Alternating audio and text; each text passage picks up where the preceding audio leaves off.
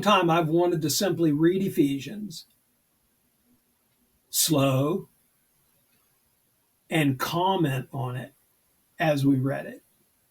I thought it'd be a great thing to do in meetings. I thought it'd be a great thing to do on videos, you know. Because I think if I could just if anybody's been called, I think if we slowly just read Ephesians and comment on it, that it would be the avenue of realization. And it's dawning on me in this process that that's what I'm doing for myself, and more realizations coming. And as we've done it a little bit here on YouTube and a little bit in our writings, that it brings realization. And so more than anything else, the study Bible is going to be a Bible that the owner of it will just be able to read over and over again, just like I'm doing now, and gain realization, gain foundation, gain edifice as we build up. And I've long tried to figure out what that would look like. And now it's making sense to me.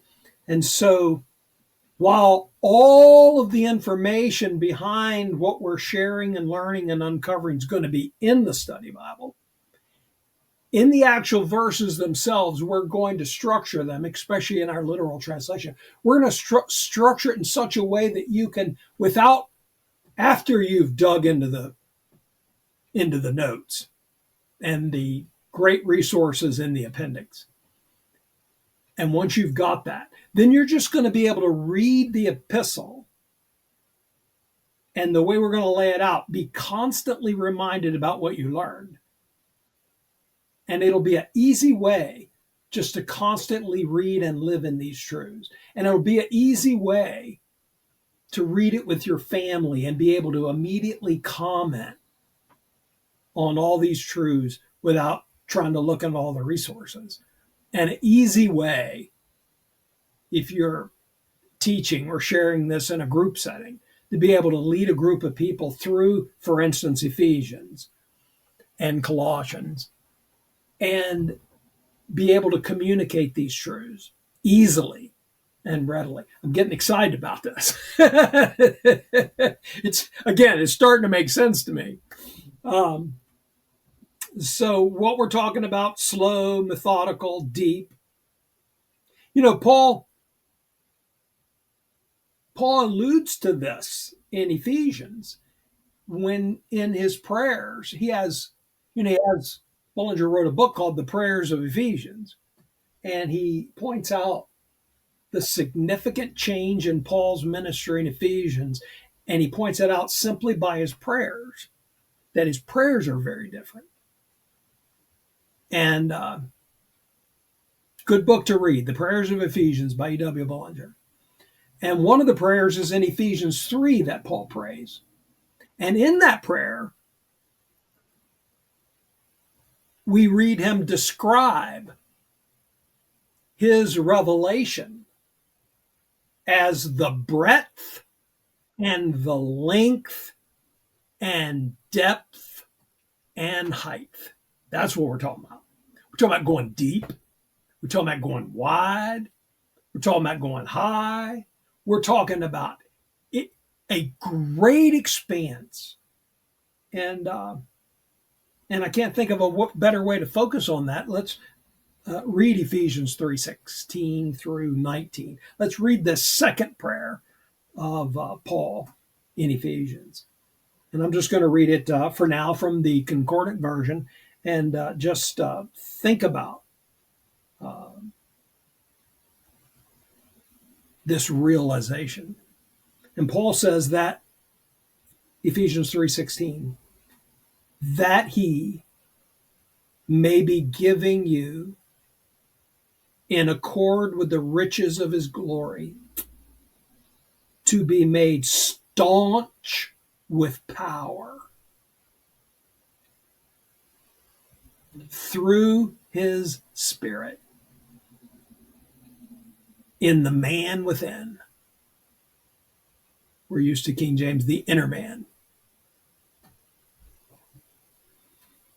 I can remember just as a young boy being enamored by Paul's epistles, because even then I thought he really knows something, or he can talk a lot of words about nothing. Really, you know what? This whole prayer is nonsense. Unless you have realization that he's really talking about something very specific that without divine realization you will never get. And his prayer is that the Father would give us, in accord with the riches of his glory, to be made staunch in power. See, that's what we're talking about. We're talking about an edifice. We're talking about a foundation. We're talking about tremendous strength, staunch and powerful, staunch in power through his Spirit. So this is spiritual strength. Enormous, unbelievable, all-encompassing spiritual strength.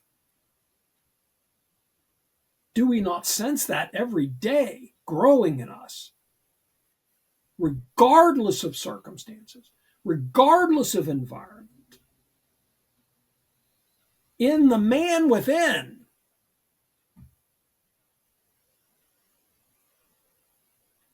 Christ to dwell in your hearts through faith. The very man who's seated at the right hand of the Father, fully exalted, fully glorified, he, through his Spirit, lives in us, that you, having been rooted and grounded in love, not rooted and grounded in creeds, not rooted and grounded in defending the faith, rooted and grounded in love, should be strong. You'll notice this prayer of realization has something to do with strength, right? Staunch with power, strong to grasp. Strong to grasp. Spiritually grasping, holding on to something. Strong to grasp.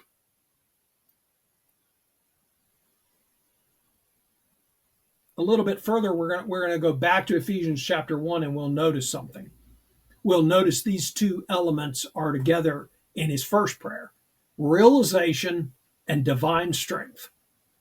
They go hand in hand.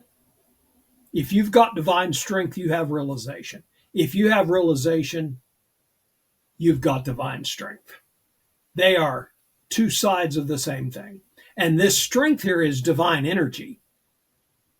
It's the very power, it's the very essence of God that is inherent in his entire creation. It's why everything exists. It's divine energy. And it's released and operative in us, working in us, energizing us. Wow. And it's all truth. Nothing sensational. It's not entertainment. It's not some kind of mental trick. It's divine realization that we should be strong to grasp, together with all the saints, what is the breadth and the length and depth and height.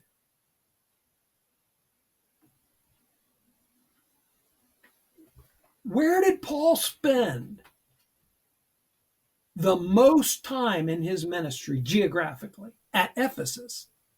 He was at Ephesus longer than any other place. And yet Years later, he writes to the Ephesians as if they need divine realization to even know what he's talking about. This tells me he didn't teach it while he was at Ephesus, and they didn't get it while they were there.